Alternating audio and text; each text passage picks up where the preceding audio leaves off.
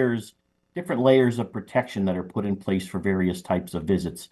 You need to remember that former President Trump is just that, a former president. So he doesn't necessarily, unless based upon intelligence situations, get all of the different assets that are available to the president or the vice president. He does get a very robust former protection detail that is with him all the time, but he doesn't necessarily get all of the different assets that are available. So I think that there are some aspects of this incident that are going to be investigated. There are going to be after action reports to see exactly what happened here, why it happened, what the Secret Service can do better next time to try to continue to develop its policies and procedures to be the very best that we can be every day. Well, the Secret Service's main objective is handled by the agents that are in and around the direct vicinity of the former president. That's what's known as his protective shift. You saw them envelop around him and basically cover his entire body and move him in a pack type situation to his vehicle and to get him out of the situation. The shift does not stay around and fight whoever is attacking the protectee. The shift's opportunity is to get the president or former president to safety and get him out of the way.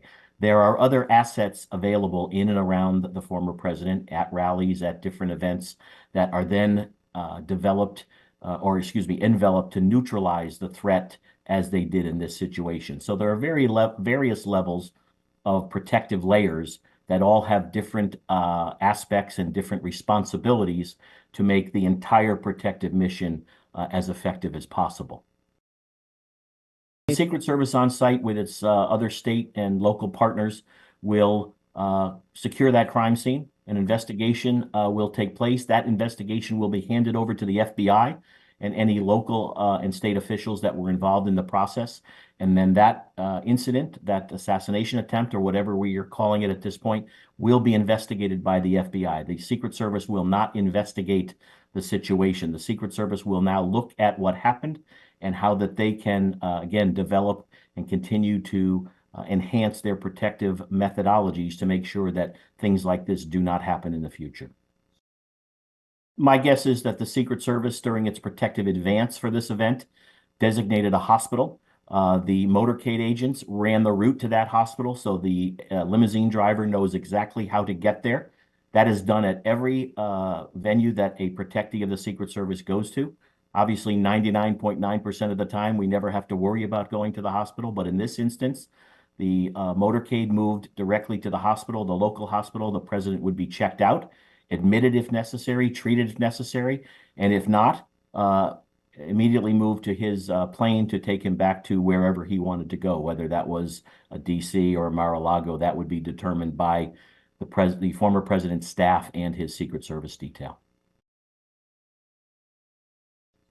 Sure. Basically, what happens is a protective advance is done for anywhere between 5 and 7 days before the event.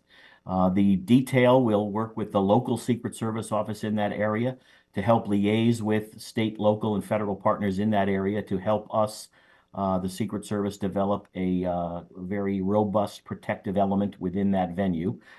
During that 5 to 7 days, the agents who are assigned to that protective advance will cover every possible what if that could happen at that venue. Again, where are the motorcade routes?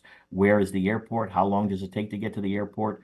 Let's develop a plan with the local police who are going to assist the motorcade and things of that nature.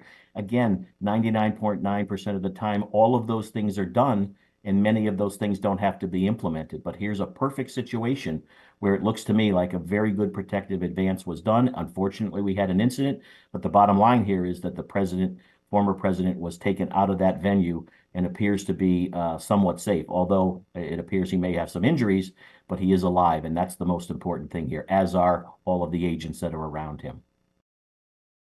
You're going to see an after action take place here to look at exactly what happened here, what did the venue or the physicality of the venue play in this situation, and what could have been done, if anything, to have negated this issue.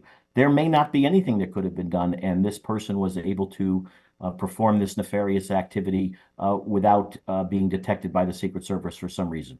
Don't know the answer to that, but I can tell you the Secret Service, the FBI, and those local, state, and federal partners are going to be looking at this with a fine-tooth comb and being able to send out a message to all the details now to make sure that whatever happened here, there are no copycat situations moving along, or to make sure that everybody that we're protecting in open air venues like this is double checking, triple checking, and quadruple checking everything that needs to be checked. Well, both conventions in Chicago and Milwaukee are both designated national special security events, as was the NATO summit that you mentioned earlier in the interview. So there is going to be a very, very robust security plan in and around both of those arenas, the United Center in Chicago and the Fiserv Arena in Milwaukee. There will be blocks of perimeter around both of those venues that will be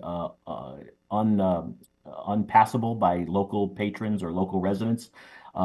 Those security plans have been fully briefed to those cities.